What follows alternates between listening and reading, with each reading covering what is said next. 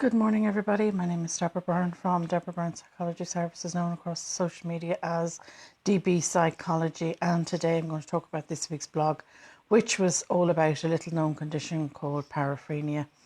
And why I say it's a little known condition, there's very little research has been done into it, even though it's been known for about 140 years.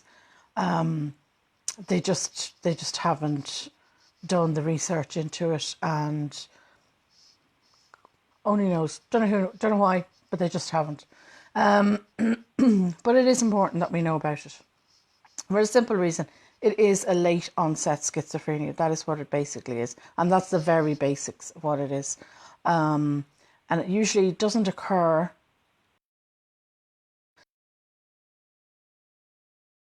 It doesn't occur in these movies.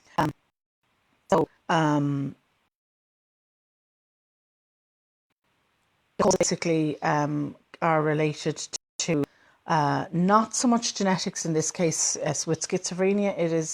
It can be more genetic, but it's more related to a brain injury, something like a traumatic brain injury or a stroke, or drug and alcohol abuse, and some saying that it is a type of dementia.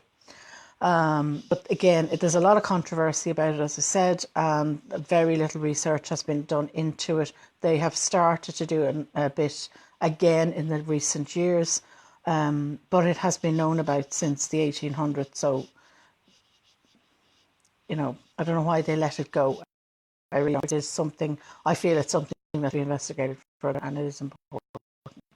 The symptoms, and you'll hear the symptoms. And you can understand why some psychiatrists might think it is a form of dementia. Delusions and hallucinations, strange and unusual thoughts, eccentric behaviours. Again, if you've had a stroke or a brain injury, that can be a trigger, so you would have those symptoms. And alcohol and drug misuse, as I said, they can also trigger this this condition. The other thing I'd say to you is, it often occurs with depression and anxiety. So this is why they're saying it could be a type of dementia, because we know that depression can be a very early symptom of dementia in somebody. To making more people being more susceptible, what would do that? Well, if you had a previous history of schizophrenia or paranoia. And the other conditions which I found fascinating was living alone, poor social networking and isolation, sensory impairments, particularly in the deaf community, and dependence on community care. And I thought, wow, that's so within the realm of disabilities. And that's why it was so fascinating. It was the thing that struck me there. It was all of those were among the disability community, and I thought, perhaps maybe that made somebody within that community more susceptible, and we really should be looking out for our loved ones. If that is the case, we should be looking at more carefully for them, and to prevent living alone, or make sure you're calling in on them. Maybe their choice is to live alone, of course they can, but not to allow them to be isolated. So,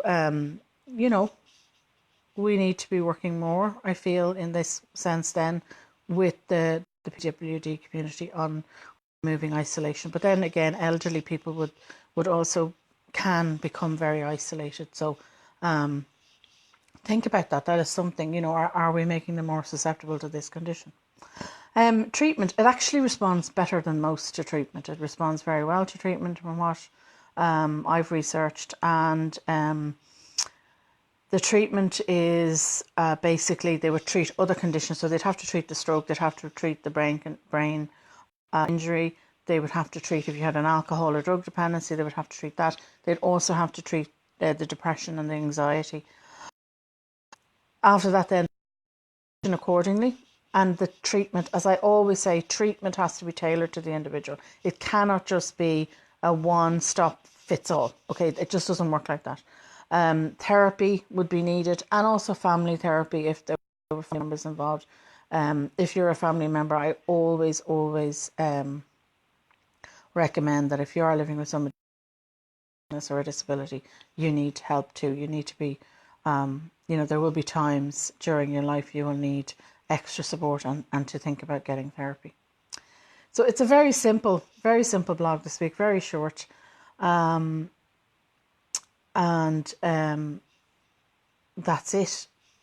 So I'm going to be talking about self-care. I did promise I would talk about self-care, and I will do that. I'm not sure whether it's on Monday or not. And that will be very important, I think, particularly in the run-up to, as I said, the big C event that's coming up in two months' time. People can get so caught up in the stress of it all, that it's important we don't let our self-care slide. So I will talk about that in the next week or two. I will then see you all again next Saturday, and the new blog will be out on Monday morning as always. And hello to Deirdre and Colette for tuning in. So please, my request to you this week is, having heard that, some of the symptoms or making somebody more susceptible to this condition is in fact isolation,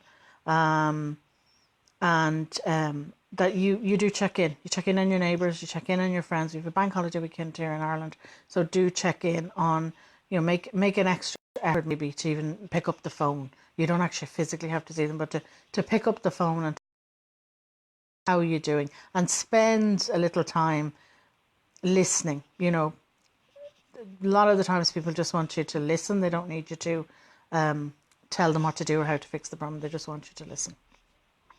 So I will leave it there. Have a great weekend, and I will see you all again next Saturday. And thank you for listening. Goodbye.